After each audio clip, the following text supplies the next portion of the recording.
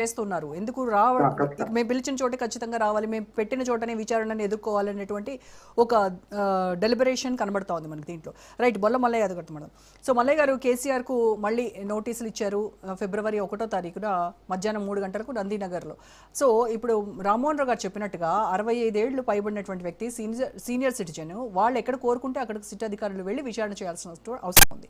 అసలు ఈ కేసే పసలేని కేసు, దీంట్లో ఏమీ లేదు, ఖచ్చితంగా కడిగిన ముత్యంలాగా బయటకు వస్తామని మీరు ముందు చెప్తున్నప్పుడు కూడాను ఇంకా విచారణల పేరిట ఇబ్బంది పెడుతూ ఉన్నారు అనేది మీ నుంచి వస్తున్నటువంటి ఎలిగేషన్. సో ఇప్పుడు మున్సిపల్ ఎన్నికల ముందు ఇంత అర్జెంటుగా కేసీఆర్కి సైతం నోటీసులు ఇచ్చి విచారణని ఎదుర్కోమని చెప్పడం వెనుక ఉన్నటువంటి రీజన్స్ ఏంటి అని అనుకుంటున్నారు? అంటే ఇందులో అసలు వాస్తవం ఏం లేదని వాళ్ళకు కూడా తెలుసు.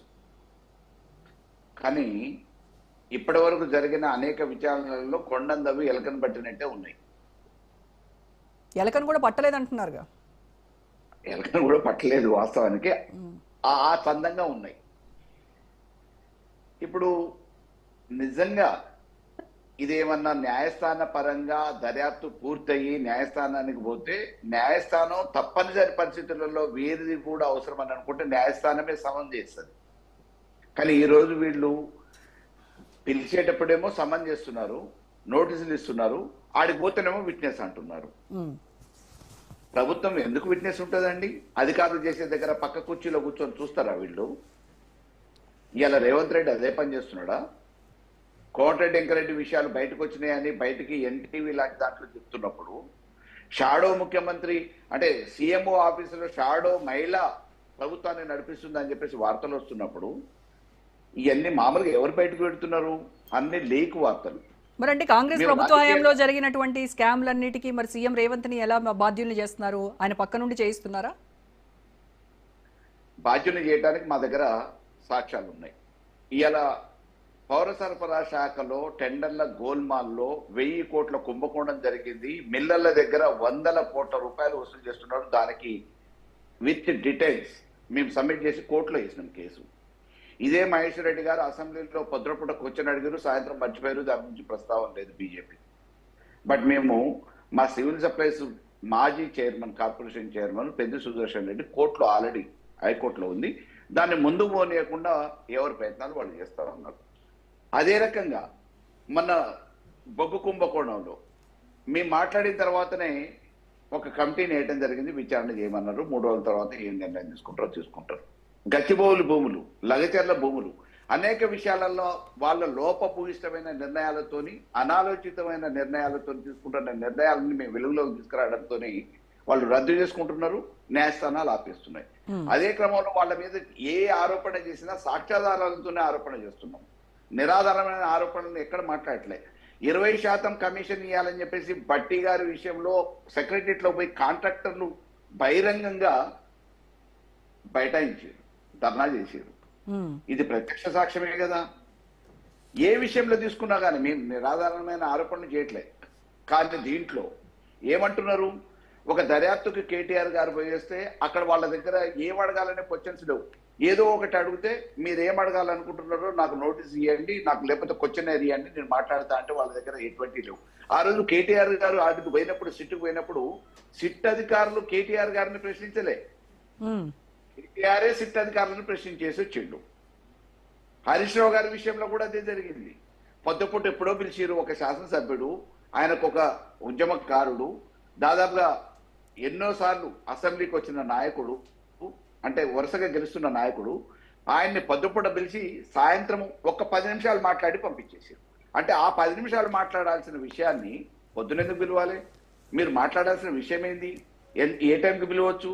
మీ అధికారులు అందుబాటులో ఉండాలి. ఆయన కూడా ఒక బాధ్యత కలిగిన ప్రతిపక్ష నాయకుడు, శాసనసభ్యుడు కదా. అటువంటి లీడర్ అంటే కేవలం వీళ్ళ వ్యక్తిగతంగా అంటే మరి విచారణ ఇన్ని సుదీర్ఘంగా 7-8 గంటల పాటు ఏం జరుగుతోందంటారు? ఏం విచారిస్తున్నారు లోపల? 7-8 గంటలు ఎవరు చెప్పారండి? బయటకు వచ్చిన వాళ్ళు ఎవరు 7-8 గంటల విచారణ జరిగిందని చెప్పలే. మమ్మల్ని అడిగింది ఒకే ఒక క్వశ్చన్, 2 క్వశ్చన్లు, 10 నిమిషాలలో అయిపోయింది. పొద్దునుంచి సాయంత్రం వరకు కూర్చోబెట్టింది అని చెప్తున్నారు.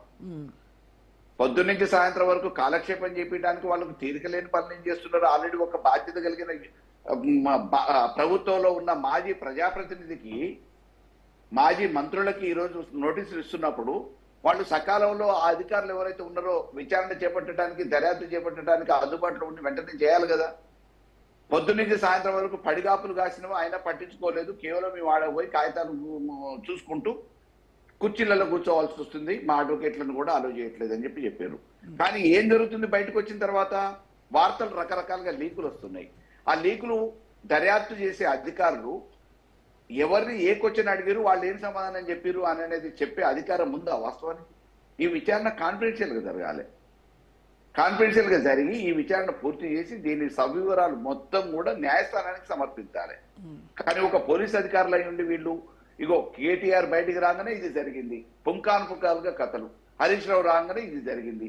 మరి ఎవరు చెప్తున్నారు? బయటకు వచ్చిన వీళ్ళు ఎవరు చెప్పలే. వాళ్ళు ఇంకోటి కూడా చెప్తారు వాళ్ళు, అంటే హరీష్ రావు విచారణ అయిపోయిన తర్వాత హరీష్ రావు ఇచ్చినటువంటి ఇన్ఫర్మేషన్ మేరకే కేటీఆర్ ఇచ్చిన ఇన్ఫర్మేషన్ మేరకే సంతోష్ రావుకు, వీళ్ళందరూ ఇచ్చినటువంటి ఇన్ఫర్మేషన్ మేరకే కేసీఆర్ కు. Okay, up to that okay. మామూలుగా వాళ్ళు మాట్లాడేది కాబట్టి మాట్లాడిన దాని మీద వాళ్ళకి అనుమానాలు ఉన్నాయి. ఆ అనుమానాలను నివృత్తి కావడానికి 1 by 1 ఇచ్చుకుంటూ వచ్చారు. ఓకే, స్వాగతిస్తాం. కానీ అక్కడ ఈయన ఇది మాట్లాడిండు, ఆయన అది మాట్లాడిండు, వీళ్ళకి ఫోన్ చేసిండు, ఇది చేసిండు అనే లీకులు ఏ రకంగా వస్తున్నాయి? Gandhi Bhavan script, Banjara Jubilee Hills script CM office నుంచి. ఇప్పుడు మీరు అందులో జరిగిన వాస్తవాలు ఏంది? ఇప్పటి వరకు కాంప్లైంట్లు ఏమన్నా ఇచ్చిరా? వీళ్ళ హయాంలో ఇగో మాకు ఇటువంటి ఇబ్బందులు జరిగినాయి, ఇగో మా ఫోన్లను ట్యాప్ చేసిరు, దానివల్ల మాకు జరిగిన ఇబ్బంది ఇది, మా వ్యక్తిగత జీవితం ఇట్లా నష్టపోయిందని ఇంతవరకు ఎవరి దగ్గర నుంచి ఎటువంటి కాంప్లైంట్ లేదు.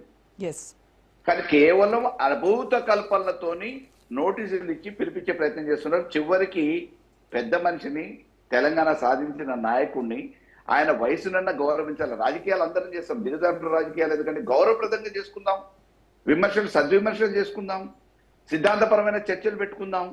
నిజంగా ఒకవేళ తప్పు చేస్తే ఎవరికైనా మనకు అన్ని న్యాయస్థానాల కంటే మించిన శిక్ష ఏంటంటే ప్రజా తీర్పే. మన తలరాతలు మార్చేది వాళ్ళు.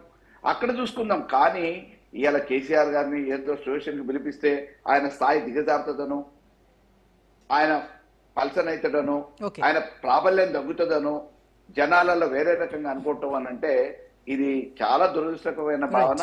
అధికారం ఉంది కదా అని చెప్పేసి వ్యవస్థలని నిర్వీర్యం చేసి వ్యవస్థలని దుర్వినియోగపరచడం అనేది మంచిది కాదు. రేవంత్ రెడ్డి గారు ఎప్పుడైనా ఒకసారి ఆలోచించాలి. రైట్ అండి. ఓకే, బీజేపీ నాయకులు వెంకటరెడ్డి గారు